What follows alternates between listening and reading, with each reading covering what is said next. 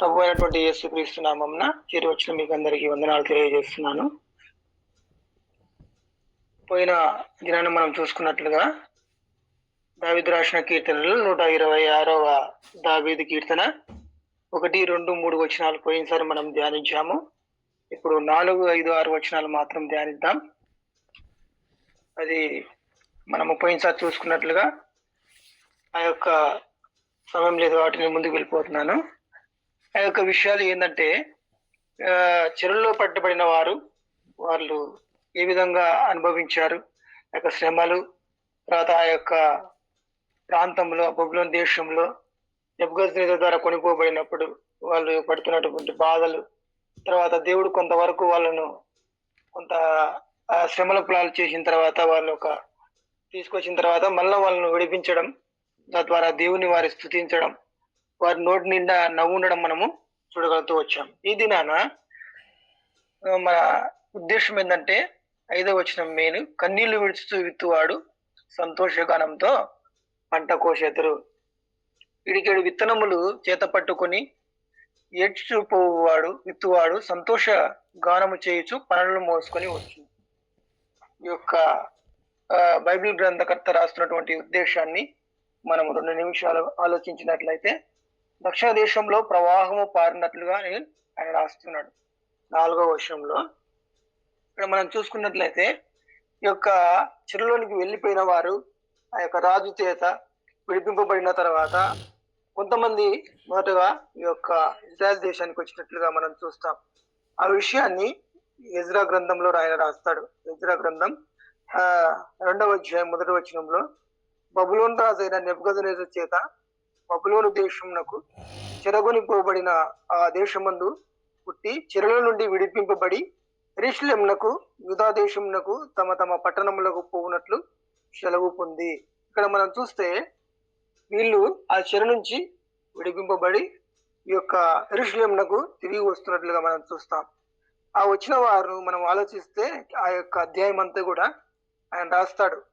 2102 అని, తర్వాత 770 మంది అని, ఈ విధంగా వాళ్ళు, తర్వాత 2800 అని, ఇలా ఆ గోత్రికులందరూ ఆ యొక్క ఎజ్రా గ్రంథం 2వ అధ్యాయంలో ఆయన రాస్తూ వస్తాడు.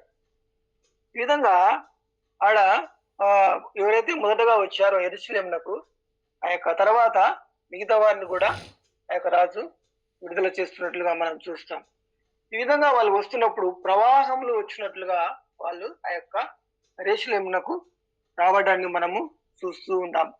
కాబట్టి వీళ్ళు చెరపట్టినబడి వారు అక్కడికి వస్తూ ఉన్నట్లుగా మనం చూస్తాం. ఇక్కడ నెక్స్ట్ విషయాన్ని మనం చూస్తే కన్నీళ్లు విడుచుచు, ఫస్ట్ ఆఫ్ ఆల్ వాళ్ళు చేస్తున్నటువంటి విషయం ఏంటంటే కన్నీళ్లు విడవటం. అసలు కన్నీళ్లు విడవటం అంటే ఆ యొక్క యెరూషలేం ప్రాంతంలో మనం చూసుకున్నాడు కదా, ఏ విధంగా అంటే ఆ ప్రాకారాలు పడగొట్టబడి, తర్వాత అక్కడ గుమ్మములు లేకపోయి, తర్వాత వాళ్ళకు రక్షణ లేక, తర్వాత వాళ్ళు ఒక భయాందోళనలో జీవిస్తూ ఈ విధంగా ఉంటున్నారు.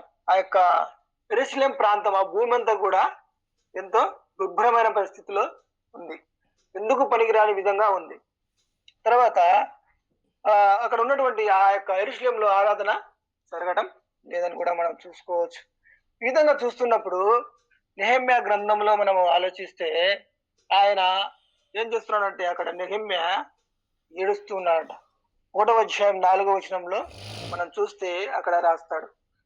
ఆ యొక్క మాట విన్నప్పుడు నెహెమ్యా ఏ మాట విన్నాడు, అక్కడ వచ్చినటువంటి ఒక వ్యక్తి ద్వారా మాట విన్నప్పుడు ఆ యొక్క యెరూషలేం అంతా పడగొట్టబడింది, ప్రాకారాలు లేవు, అక్కడంతా కూడా దుర్భరమైన పరిస్థితి ఉన్నప్పుడు ఆ మాట విన్నప్పుడు అక్కడ ఏమి రాస్తాడంటే, నెహెమ్యా గ్రంథం 1:4వ వచనంలో కూర్చుండి ఏడ్చి అని రాస్తాడు.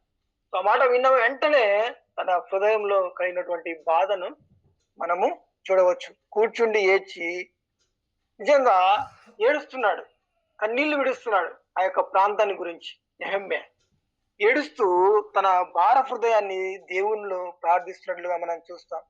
నిజంగా ఈ యొక్క విషయం విన్నప్పుడు నెహెమ్యా ఎంతగానో దిగులు చెందినటువంటి వ్యక్తిగా మనం చూస్తాం. ఆ యొక్క నెహెమ్యా గ్రంథంలో చూస్తే రాజు దగ్గర కూడా ఎందుకు ఇంత విచారణ నువ్వు ఎప్పుడు ఉండలేదు కదా అనే విషయాన్ని రాజు కూడా క్వశ్చన్ చేస్తూ ఉంటాడు. అది కన్నీళ్లు విడుస్తూ ఉన్నాడు. ఈ యొక్క నెహెమ్యా. ఎందుకంటే అక్కడ ఆరాధన లేదు, ఆ యొక్క పడగొట్టబడడం, తర్వాత సహవాసం అనేది ఆ యొక్క దృశ్యంలో లేకపోవటం, తర్వాత అక్కడ ఉన్న ప్రజలకు స్వేచ్ఛ అనేది లేకపోవడం మనం చూస్తూ ఉంటాం. కాబట్టి ఇందు విషయమే నెహెమ్యా కన్నీళ్లు విడుస్తున్నట్లుగా మనం చూస్తూ ఉన్నాం. ఈ యొక్క భార హృదయంతో ఆయన ఉన్నట్టుగా మనం చూస్తాం. నెక్స్ట్ మనం చూస్తే కన్నీళ్లు విడటం, నెక్స్ట్ విత్తటం అంటే విత్తనాలు చల్లటం అనే విషయాన్ని మనం చూసుకోవచ్చు. విత్తనం అంటే లూకా రాసిన సువార్త మనం చూసుకున్నట్లయితే 8వ అధ్యాయము 11వ వచనంలో చూస్తే ఆయన ఉపమానము, ఈ ఉపమాన భావం అనగా విత్తనము దేవుని వాక్యము అని రాస్తాడు. లూకా రాసిన సువార్త 8వ అధ్యాయం 11వ వచనంలో మనకు తెలుసు ఆ యొక్క త్రోవ పడిన విత్తనాలు, మంచినీళ్ళ పడిన విత్తనాలు, తర్వాత ముళ్ళ పొదలు పడిన విత్తనాల గురించి అక్కడ ఆయన ప్రస్తావిస్తూ వస్తాడు కదా. విత్తనం ఇజ్ ఈక్వల్ వాక్యము. వాక్యం అనేది ఈ దేవుడు విత్తనాన్ని ఇక్కడ పూలుస్తూ ఉన్నట్లుగా మనం చూసుకోవచ్చు. సో మనం ఏం చేయాలంటే ఒక విత్తనము విత్తాలి అంటే ఫస్ట్ ఆఫ్ ఆల్ భూమిని సిద్ధపరచుకోవాలి. ఎంతో ప్రయాస ఉంటది, ఎంతో కష్టం ఉంటది.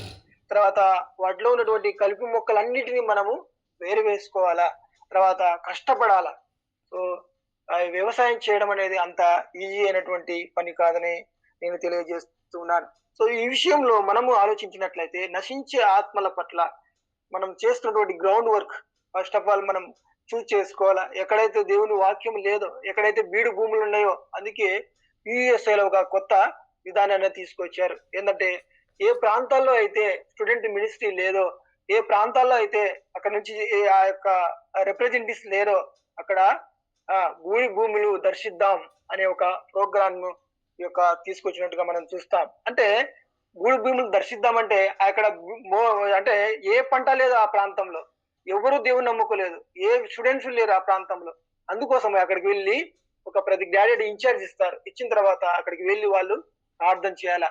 వీలైతే అక్కడ ఎవరైనా కాంటాక్ట్ దొరుకుతాయేమో ఫస్ట్ ఆఫ్ ఆల్ పోవడం, ప్రార్థించడం, ఆ కాలేజీ ద్వారా మోకరించి ప్రార్థించిన తర్వాత ఎవరైనా దొరుకుతారేమో అని ఏమైనా కాంటాక్ట్ దొరికినప్పుడు తెలిసిన వాళ్ళు ఉంటే వారి ద్వారా అక్కడ మినిస్ట్రీని ఎస్టాబ్లిష్మెంట్ చేయడానికి ఆ యొక్క ప్రోగ్రామ్ ను ఆ యొక్క యుఎస్ఏలో ఏర్పాటు చేసినట్లుగా నేను తెలియజేస్తున్నాను. అంటే విషయం ఏంటంటే ఫస్ట్ ఆఫ్ ఆల్ బీడు భూములు అక్కడ మనం చూసినప్పుడు, అందుకే కోత ఎంతో విస్తారంగా ఉంది, పోయేవారు లేరు.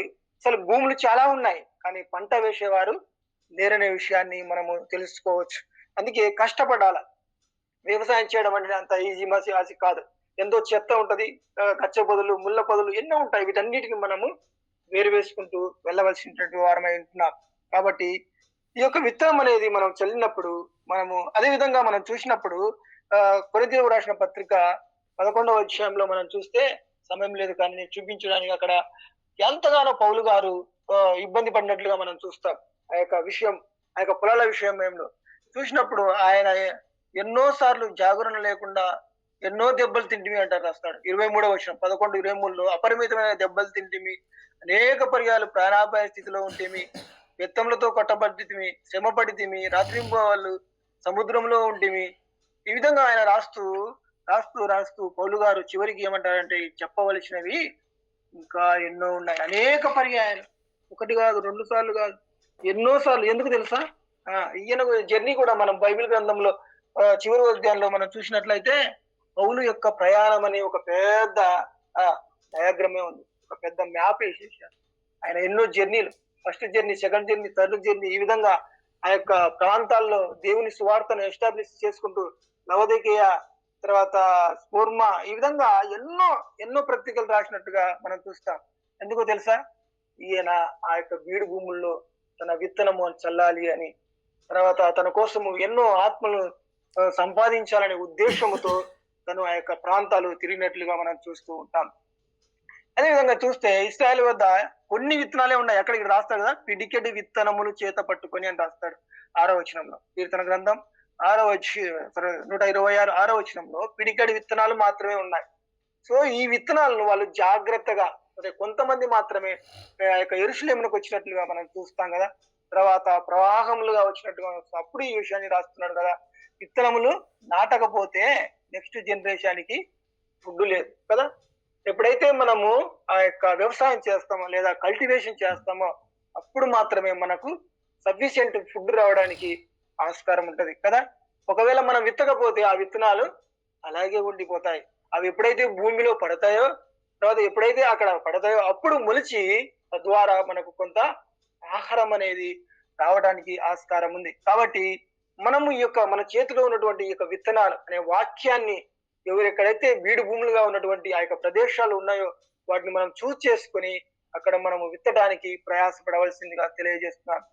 ఒకవేళ నీలో ఉన్నటువంటి ఈ వాక్యాన్ని, నీ దగ్గర ఉన్నటువంటి ఈ వాక్యాన్ని విత్తకపోతే అక్కడ ఆ యొక్క బీడు భూములుగా అలాగే ఉండిపోయే స్థితిలో ఉన్నాయని నేను తెలియజేస్తున్నాను. అందుకే రాబోయే తరానికి వాక్యం అనేది ఉండదు. ఎందుకంటే నీలో ఉన్నటువంటి ఈ విత్తనాలు నువ్వు చల్లకపోతే తర్వాత నెక్స్ట్ జనరేషన్ అనడానికి ఫుడ్ ఉండదని మనము అర్థం చేసుకోవచ్చు. అందుకే ఏమంటా తెలుసా, వాక్యము మూయబడను, వాక్యము కరువవును. అందుకే మనం పాట పాడతాం కదా, యేసు రాజుగా వస్తున్నాడు భూలోకమంతా తెలుసుకుంటాను, వాక్యమే కరువవును అనే విషయాన్ని ఆ పాటలో రాస్తూ వస్తాడు కదా. ఈ భార హృదయము మనకు ఎంతో అవసరం. అందుకే నెహెమ్యా గారు ఏడుస్తున్నారు మాట విన్నప్పుడు, అయ్యా ఇంత నా దేశము అసలు యాక్చువల్ గా ఆయన నివసించలేదంట ఆ యొక్క యెరూషలేములో. రాజు దగ్గర ఎంతో సేఫ్ సైడ్ లో ఉన్నాడు, ఎంతో నెమ్మది ఉన్నాడు. అసలు రాజు విన్నందించే ఉద్యోగి ఆయన. ఆ యొక్క నెహెమ్యా గ్రంథము 1వ అధ్యాయంలో చూస్తే తను ఎంతో కంఫర్ట్ జోన్ లో ఉన్నాడు. అయినప్పటికీ ఆ ప్రదేశాన్ని గురించి, ఆ ప్రదేశం అంట యెరూషలేము గురించి ఆలోచిస్తున్నాడు ఇక్కడ ఉండి కదా. ఎంతటి ఆ బీడు భూములుగా మారినటువంటి ఆ దేశాన్ని గురించి, పనికిరాని ఆ యొక్క యెరూషలేము గురించి తను ఆలోచిస్తున్నట్లుగా మనం చూస్తాం. అలాంటి భార హృదయం ఈ రోజు దేవుడు మన నుంచి ఆశిస్తున్నాడు. నెంబర్ 1 పేషెన్స్ కావాలా. ఇలా చేయాలంటే ఓపిక అనేది చాలా అవసరం. ఎందుకంటే విశ్వాస జీవితంలో ఒకసారి మనం ప్రవేశించిన తర్వాత ఎన్నో శ్రమలు పౌలు గారు చూస్తాం కదా, ఎన్నో ఇరుకులు, ఇబ్బందులు, ఆటంకములు ఇవన్నీ కూడా వస్తూ ఉంటాయి. అందుకే అంటాడు, రాస్తాడు తెలుసా, ఆయన తిమోతికి రాసిన పత్రిక 2వ అధ్యాయం 1వ వచనంలో నేను అన్న చెప్పినట్లుగా, నా కుమారుడా క్రీస్తు యేసునందున్న కృప చేత బలం. అంటే ఈయన యాక్చువల్ గా తిమోతి ఈయన కుమారుడు కాదు, కానీ ఆత్మీయంగా కనిన కుమారుడు. ఆత్మీయంగా తను వేసిన పంట ఆయన రాస్తున్నాడు కదా. పౌలు గారు ఆ యొక్క జైల్లో ఉండి కూడా, ఆ యొక్క పద్మాస్ దీపంలో ఉండి కూడా తను రాస్తున్నట్లుగా మనం చూస్తాం. ఎంతో భార హృదయం కదా. నా కుమారుడా నువ్వు బలవంతుడు కమ్ము, క్రీస్తు యేసునందున్న కృప చేత బలవంతుడు కమ్ము అని రాస్తూ ఉంటాడు. అదే విధంగా 4వ అధ్యాయంలో చూస్తే మనము ఆయన శ్రమపడుము అని రాస్తాడు. శ్రమపడు నా నిమిత్తం కాదు, సువార్త నిమిత్తం శ్రమపడుము, పాలువాడము, శ్రమలో పాల్గొందుము అని ఆయన రాస్తాడు. లేదంటే 1వ అధ్యాయం 8వ వచనంలో కూడా ఆయన విషయాన్ని రాస్తూ ఉన్నాడు. నా నిమిత్తమై ఖైదీనైన నా గురించి సిగ్గుపడక దేవుని చిత్తాన్ని బట్టి సువార్త నిమిత్తము శ్రమపడము. తిమోతికి రాసిన పత్రిక 1వ అధ్యాయం 8వ వచనం. సో ఆయన ఏం చెప్తున్నా అంటే దేవుని శ్రమపడము, శ్రమలో పాలువాడమై ఉండుము. మనము యేసుక్రీస్తును నమ్ముకున్నప్పుడు యాజ్ ఏ బిలీవర్ గా లేదా మనము దేవుని సేవకులుగా ఎన్నో శ్రమలు వస్తాయి. కొందరు దేవుని నమ్ముకుంటే మీకు అది కలుగుతుంది, ఇది కలుగుతుంది అని కాదు, కానీ ఎక్కువ మన పౌలు గారి జీవితంలో చూసుకున్నప్పుడు ఎన్నో శ్రమలు, ఎన్నో ఆటంకములు, సువార్త ప్రకటించేటప్పుడు ఆ యొక్క భార హృదయం కన్నీళ్లు విడుస్తూ మనము సేవ చేసినట్టు వారమై ఉన్నాం. కాబట్టి అలా చేసినప్పుడు మనం ఏం చేస్తాం తెలుసా, ఒక మంచి ఫ్రూట్ కదా. పౌలు కూడా ఎన్నో సంఘాలను ఎస్టాబ్లిష్ చేసినప్పుడు ఎంతో మంది ఆయనకు పరిచయం, ఆయా సంఘాలను ఆయన హెచ్చరిస్తున్నట్లుగా ఆ యొక్క పద్మాస్ దీపం నుండి రాస్తున్నాడు. తిమోతి ఎలాగున్నావు, సంఘం ఎలాగుంది, ఇలాంటి భార హృదయము ఆయనకు ఎంతగానో ఉంటున్నట్టుగా మనం చూస్తాం కదా. అదే విధంగా మనం చూస్తే ఈ యొక్క కన్న కుమారుడ, మనం కూడా నెక్స్ట్ జనరేషన్ లో మనం చనిపోయిన తర్వాత మన సక్సెస్ అయిన తర్వాత ఎవరిని మనం తయారు చేశాం, వాక్యాన్ని ఎంతమందికి మనం అందించాం, ఎవరు నేను వెళ్ళిన తర్వాత వాక్యాన్ని మోసుకొని పోయేవారుగా ఉన్నారు అని మనం చూసినప్పుడు మన కొంతమందినైనా తయారు చేసే అలాంటి వారంగా ఉండాలని నేను తెలియజేస్తున్నాను. అదే విధంగా కొరింథీయులకు రాసిన పత్రికలో కూడా ఒక మాటను చక్కగా ఆయన రాస్తున్నాడు. ఏదంటే 2వ కొరింథీయులకు రాసిన పత్రిక లో 12వ అధ్యాయంలో మనం చూస్తే అక్కడ ఒక 12-15 నాకు కలిగిన యావత్తు మీ ఆత్మల కొరకు బహు సంతోషముగా వ్యయపరిచండి. బహు సంతోషం ఆయనకు. ఎందుకు కలిగిన, నాకు కలిగిన యావత్తు, ఆయన మొత్తం యావత్తు. అందుకే ఆయన ఏమంటే తెలుసా, నా ప్రయాస ప్రభునందు వ్యర్థము కాదు అని పౌలు గారు రాస్తున్నట్లుగా తెలియజేస్తూ, అదే విధంగా ఆయన నాకు కలిగిన యావత్తు మొత్తము నా ప్రాణంతో సహా మీకు ఇవ్వడానికి సిద్ధంగా ఉన్నాను. ఎందు నిమిత్తమో తెలుసా, సువార్త ప్రకటించాలి, దేవుని దగ్గరకు తీసుకురావాలి, సంఘాలను హెచ్చరిస్తూ, ఆయన బలపరుస్తూ, తర్వాత ఈ విధంగా జైల్లో ఉంటాడండి. ఆయన ఎందుకు అవసరమా? ఆయన బాధపడవచ్చు, నేను దేవుని సేవ చేశాను కదా, నాకెందుకు ఈ శిక్ష అని. కానీ అలా కాదు ఆయన. ఇక్కడ ఏం చేస్తున్నాడు తెలుసా? వాళ్ళను ఎలా ఉన్నారు మీరు? సంఘం ఎలా ఉంది? ఈ విధమైనటువంటి భార హృదయము ఆ యొక్క పౌలు గారితో మనం చూస్తాం. అదే విధంగా నెహెమ్యాలో కూడా చూస్తాం. తన సేబ్లో ఉన్నప్పుడు ఈయన పౌలు గారు కూడా దేవునితో పట్టబడిన తర్వాత ఎన్నో శ్రమలు మనం చూస్తూ వచ్చాం కదా. కొరింథీయులకు రాసిన పత్రిక 11వ అధ్యాయంలో మనం అలాంటి శ్రమల్లో దేవుని కోసం నిలబడుతున్నామా లేదా? దేవుని తర్వాత మొదట ఉన్నటువంటి స్థితి అంటే మన యొక్క ఏ విధంగా ఉంది? ఈ యొక్క దినాల్లో దేవుని ఉన్నటువంటి ఆసక్తి తర్వాత నెక్స్ట్ అది నీరు గారిపోతూ ఉందా లేదా దేవుని కోసం అలాగే కొనసాగుతున్నామా అనేది మనము ఒకసారి ఆలోచించుకోవాల్సిన వారమై ఉంటున్నాం. కాబట్టి ఈ యొక్క దావీదు రాసిన కీర్తన 126లో చూస్తే వాళ్ళు సంతోష గానములతో ఆయన నిజంగా పౌలు గారు ఎంతగానో సంతోషపడుతున్నారు. ఆ యొక్క ఎస్టాబ్లిష్ చేసినటువంటి సంఘాలను బట్టి ఆయన చనిపోతూ ఉన్నప్పుడు నాకు ఎంతో ఆనందము. నిజంగా తండ్రి, నేనేమంటే నా పరుగు తుదముట్టించింది, దేవుడు ఇచ్చినటువంటి నాకు ఈ యొక్క స్వార్థ భారాన్ని నేను తుదముట్టించాను అని ఎంతో ఆయన సంతోషపడుతున్నాడు. అందుకే చావైతే లాభం అనే విషయాన్ని ఎప్పుడు చెప్పగలుగుతామంటే ఆ సంతోషం ఎప్పుడు వస్తుందంటే దేవుని కోసం నువ్వు చేసినటువంటి ఫలాలు, ఏ విధంగా నువ్వు ఫలాలు సంపాదించావు, దేవుని కోసం ఏ విధంగా విత్తనాలు చల్లి కష్టపడి ఆ యొక్క బీడు భూముల్లో దేవుని కోసం నిలబడ్డావు, అప్పుడే నీకు సంతోషము. అదే నిజమైనటువంటి ఆనందము. ఆ ఆనందాన్ని మనం పొందుకోవాలంటే దేవుని సువార్త విషయమై మనం కష్టపడదాం. దేవుని ఉద్దేశాన్ని, దేవుని చిత్తాన్ని ఈ లోకంలో మన యొక్క అవసరతలు కాదు కానీ దేవుని కోసం నువ్వు కష్టపడితే దేవుడు నీకు ఆ యొక్క పరలోక రాజ్యంలో కిరీటమైన ఆ విధంగా ఉండాలంటే మనం మొట్టమొదటిగా ప్రార్థించాలి.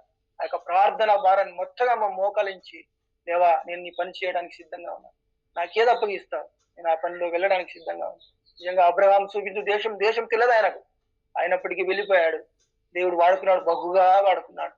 ఎంతో ఆశీర్వాదాలకు తండ్రిగా మనం ఉన్నట్లుగా మనం చూస్తాం. కాబట్టి ఉదయకాల సమయంలో దేవుని సన్నిధిలో మనము ప్రార్థిస్తూ, ప్రభువా ఇదో నేనున్నానయ్యా, కన్నీళ్లు విడుస్తూ, నిజంగా ఎక్కడైతే వాక్యం లేదో, ఏ ప్రాంతంలో అయితే బీడు భూములుగా ఉన్నాయో అక్కడ నేను వెళ్తాను, నీ పని చేస్తాను, నీ కొరకు ఈ లోకంలో సాక్షాలు నిలబడతాం. అలాంటి కృప దేవుడు మనకు దయచేయులాగా ప్రార్థిస్తాం. Praise the lord. Thank you brother.